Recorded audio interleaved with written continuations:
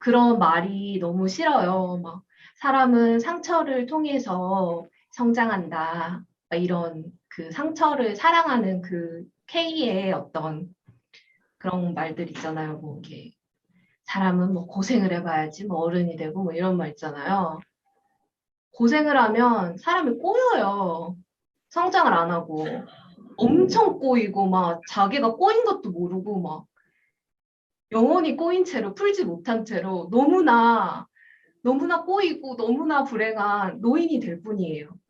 저는 그렇게 생각해요. 왜냐하면 저도 엄청 꼬여가지고 막 근데 제가 너무 상처도 많이 받고 고생을 하다 보니까 계속 마음이 꼬이는 그런 걸 경험했기 때문에 저는 뭐 사람이 고생을 해야 되고 뭐 상처를 뭐 받아야지 뭐 이런 거는 그냥 사실 말이 안 되는 얘기다라고 생각하고 있어요. 그런데 한편으로는 그것이 기회는 될 수 있다고도 생각을 하게 됐어요. 제가 2013년 아니 30살이죠. 30살이 돼서야 일기를 쓴 거를 이제 2013년에 제가 일기를 쓴 거를 나중에 봤는데 놀랍게도 거기에 그렇게 쓰여 있었어요. 나를 조금 더 다정하고 사랑스럽게 대해주자. 이게 써 있었거든요. 근데 저는 그런 생각 해본 적 없었어요, 살면서. 나한테 잘해주고, 나한테 다정하게 해주고. 왜? 나한테 왜 다정하게 해줘? 어? 내가 뭐가 이쁜데? 막 이러면서 그런 사람이었는데, 그런 시기였는데도 그때 일기를 보니까 그렇게 써 있는 거예요. 근데 제가 그때 갑자기 기억이 나요. 그때가 정말 놀랍게도 저와 가까운 사람들이 저를 정말 함부로 대했던 때였어요. 제가 거의 막 이렇게까지 나를 함부로 대한다고? 이렇게 생각했을 때 나를 완전히 그냥 나를 너무 함부로 하는 그리고 음 제가 그런 일을 겪었을 때 뭐 저희 엄마 아빠한테 나 이런 일 있어라고 했을 때 아 그냥 네가 좀 참아 막 이러고 아휴 그냥 못 정해서 네 팔 자르냐고 살아 막 이런 식의 얘기를 들었을 때 제가 너무 충격이 컸던 것 같아요.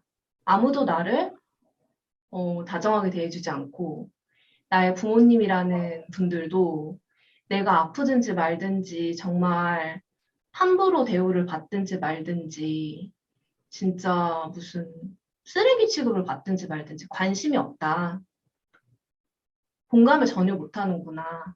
이거를 30살이 돼서 알았을 때 가슴이 사무치면서 나라도 나한테 잘해주자. 그냥 결국은 그 생각으로 가게 됐던 것 같아요. 왜냐하면 나한테 그렇게 잘해주는 사람 아무도 없어. 그리고 아무도 나한테 공감 안 해줘. 그러니까 나라도 나한테 다정하게 대하자 이렇게 적혀 있었던 것 같아요.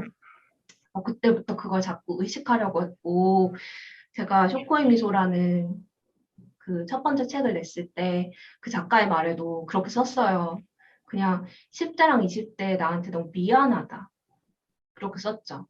그래서 걔네한테 잘해주고 싶다라고 그때 썼던 것 같아요. 그게 어떤 제가 첫 책을 내면서 발견했던 소중한 마음이었던 것 같아요. 그게 저한테는 가장 소중한 마음이었고, 그게 제가 33살 때였어요. 33살 때 그 책을 냈는데, 이제, 그 책을 내고 나서 저는 정말 기쁜 마음이었어요. 너무 기쁘고 막, 내가 책을 내다니 막 너무 기쁘다 막 이러면서 저 즐거웠어요. 되게 즐겁고 그 책이 여름에 나왔는데 음, 그다지 판매 부수를 내지 못한 채로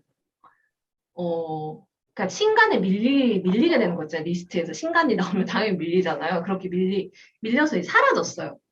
그래서 너무 좋았어요. 막 드디어 사라졌다. 그냥 다음 책 써야지? 이렇게 생각했거든요. 근데 겨울에 갑자기 2016년 겨울에 그 책이 다시 리스트 위로 올라오기 시작하는 거예요. 그러면서 저의 이제 그 저의 안 좋은 마음이 발현이 되는 거죠. 지금 이게 무슨 상황인가? 이런 생각이 들면서 아니, 왜 이 책이 다시 올라와가지고 사람들이 이렇게 읽고 평가를 하고 좋다고 말하는 거지? 이런 생각이 들면서 너무 겁을 먹게 되는 거예요.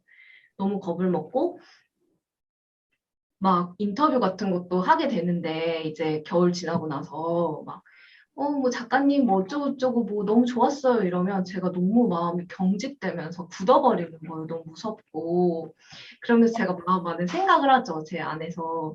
진짜 나 뽀록 나면 끝난다. 나 진짜 완전 거품이다.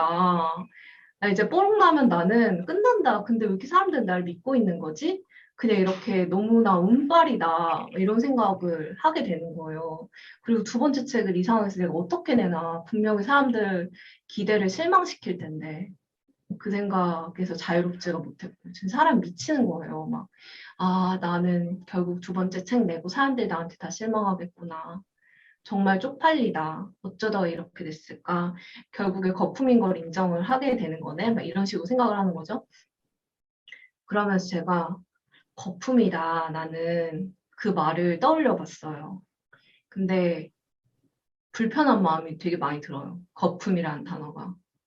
그래서 길을 가다가도 거품 생맥주 막 이런 입간판 같은 게 서 있어요. 제 마음이 너무 안 좋아요.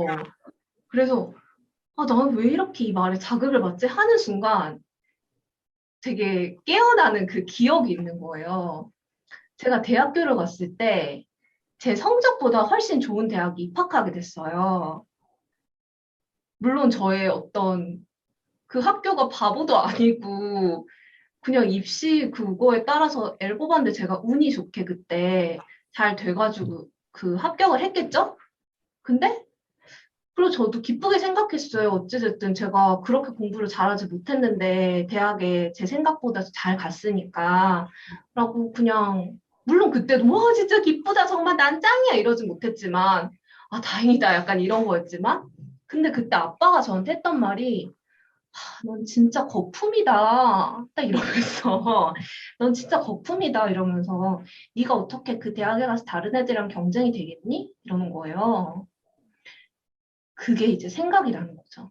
저는 그거를 까먹고 있다가 계속해서 거품색 맥주 이런 걸 볼 때마다 기분이 안 좋았고, 그리고 그 쇼코미소가 잘 됐을 때 그 아버지의 목소리가 제가 잊고 있었던 그 목소리가 저의 목소리로 변환돼서 야, 넌 거품이야. 이 목소리로 가는 거예요.